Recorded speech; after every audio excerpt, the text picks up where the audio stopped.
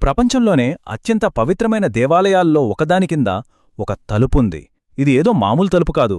మనకు తెలిసినంతవరకు ఎప్పుడూ ఎవ్వరూ తెరవని తలుపు. ఆ తలుపు మీద పాములు చెక్కబడి ఉంటాయి.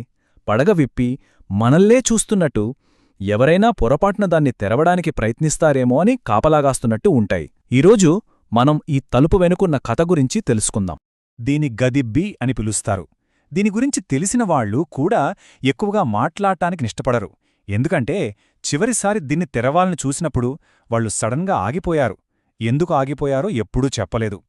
అసలీ గది వెనుకున్న అసలైన రహస్యం బంగారం గురించో పాముల గురించో కాదు, అది మన గురించి. ఈ కథ మన దేశంలో కేరళ రాజధాని అయిన తిరువనంతపురంలో మొదలవుతుంది. ఈ నగరం నడిబొడ్డున ఉంది పద్మనాభస్వామి ఆలయం. ఈ ఆలయం కింద శతాబ్దాలుగా ఎవరికంటా పడకుండా 6 రహస్య భూగర్భ గదులు దాగి ఉన్నాయి. తిరువనంతపురమంటే అర్థం పవిత్ర సర్పనగరం. ఈ ఆలయంలో విష్ణుమూర్తి అనంతుడనే మహాసర్పం మీద పవళిస్తూ ఉంటాడు. అంటే ఇది కేవలం ఒక గుడిగాదు, ఇక్కడ కాలం కూడా ఒక వింతగా నడుస్తుంది. అయితే 2011లో సుప్రీంకోర్టు ఆదేశం మేరకు ఏ, సి, డి, ఈ, ఎఫ్ అనే గదులను తెరిచినప్పుడు ప్రపంచమంతా షాకయింది. లోపల దొరికిన సంపద వాళ్ల ఊహకు కూడా అందలేదు. మరి లోపల ఏం దొరికింది, ఎంత దొరికింది?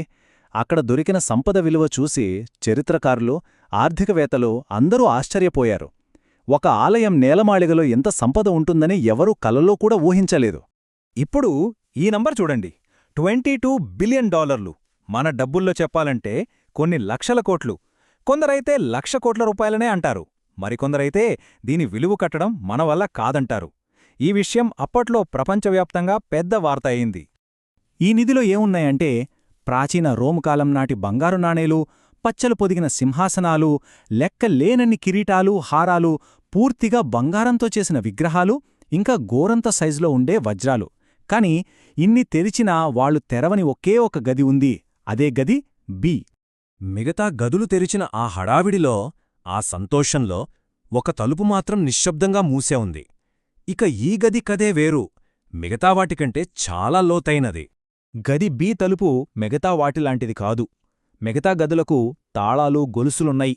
వాటిల్ని తాళాలు చేసేవాళ్ళో లేదా కోర్టు ఆర్డర్లతో తెరవచ్చు.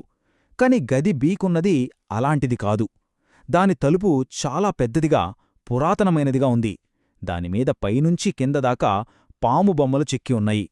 ఈ స్లైడ్ చూస్తే మనకు ఆ తేడా స్పష్టంగా అర్థమవుతుంది. చూడండి, గది బి తలుపు మీద 2 పెద్ద నాగుపాములు పడగలు విప్పి ఒకదానికొకటి పెనవేసుకునున్నాయి. దీనికి మామూలు తాళం చెవిలేదు, పట్టుకోడానికి హ్యాండిల్ లేదు. దీన్ని పరిశోధించిన వాళ్ల ప్రకారం ఈ తలుపును కేవలం ఒకే ఒక పద్ధతిలో తెరవగలరు.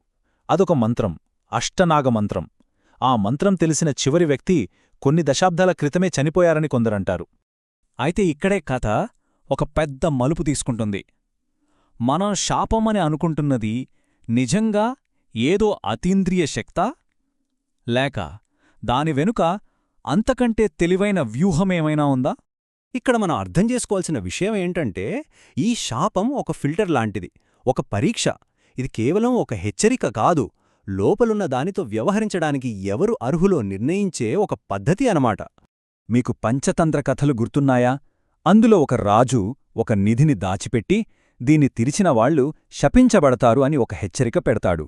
తెలివి తక్కువవాళ్లు, దురాశపరులు దాన్ని తెరవాలని చూసి ఫెయిలవుతారు. అది మాయాజాలం వల్ల కాదు, వాళ్ల తొందరపాటు, అహంకారం వల్ల. కాని ఒక తెలివైన వ్యక్తి ఆగి ఆ హెచ్చరికను చదివి అసలు దీన్నెందుకు మూసేశారు అని ఆలోచిస్తాడు. అంటే శతాబ్దాల క్రితం ఈ గదిని మూసేసిన వాళ్లు మూఢనమ్మకాలున్న మూర్ఖులు కాదు, వాళ్లు చాలా తెలివైన నిర్వాహకులు. వాళ్లకు తెలుసు, నిజంగా విలువైన దాన్ని, మనుషుల దురాశ నుంచి కాపాడాలంటే దాని చుట్టూ ఒక పెద్ద రహస్యాన్ని సృష్టించాలి అని. మిగతా గదులు తెరిచినప్పుడు ఏమైందో చూడండి. కోర్టు కేసులు, రాజకీయ గొడవలు, పవిత్రమైన వస్తువులు కాస్త లీగల్ ఐటమ్స్గా మారిపోయాయి. బహుశా ఇదే అసలైన శాపమేమో. కాబట్టి గది బి ఒక మామూలు మిస్టరీ కాదు, అది సంయమనం, జ్ఞానం గురించి మనకు చెప్పే ఒక లోతైన పాఠం.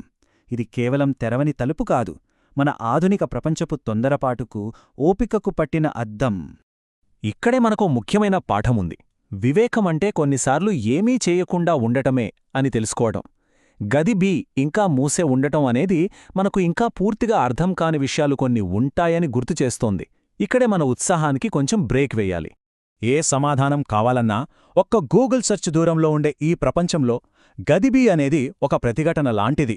అది మనతో ఇలా చెప్తుంది, నెమ్మదిగా వెళ్ళు, ఆలోచించు, ఎలా అని అడిగే ముందు ఎందుకు అని అడుగు అని. ప్రతిదీ తెలుసుకోవాలనే మన ఆతృతకు, కొన్ని విషయాలను వాది మానాన వాటిని వదిలేయాలనే వివేకానికి మధ్య ఉన్న తేడాను ఇది మనకు నేర్పుతుంది. గది బి తలుపు మీదున్న పాములు బంగారాన్ని కాపాడట్లేదు, అవి ఒక ప్రశ్నను కాపాడుతున్నాయి. ఆ ప్రశ్న ఏంటంటే, దీన్ని ఇలాగే వదిలేసేంత వివేకముందా అని. ఈ తలుపు దగ్గరికి వచ్చి దాన్ని తెరవకుండా వెనక్కి వెళ్ళిపోయే ప్రతీ తరం ఆ పరీక్షలో పాసవుతున్నట్లే. కాబట్టి గది బి ఇంకా మూసే ఉంది. ఆ పాములు ఇంకా చూస్తూనే ఉన్నాయి. తిరువనంతపురం బంగారు గోపురం కింద ఒక రహస్యం నిశ్శబ్దంగా నిద్రిస్తూనే ఉంది. మనం ఈరోజు దాన్ని పరిష్కరించలేదు, ఎందుకంటే మనం అలా చేయకూడదు.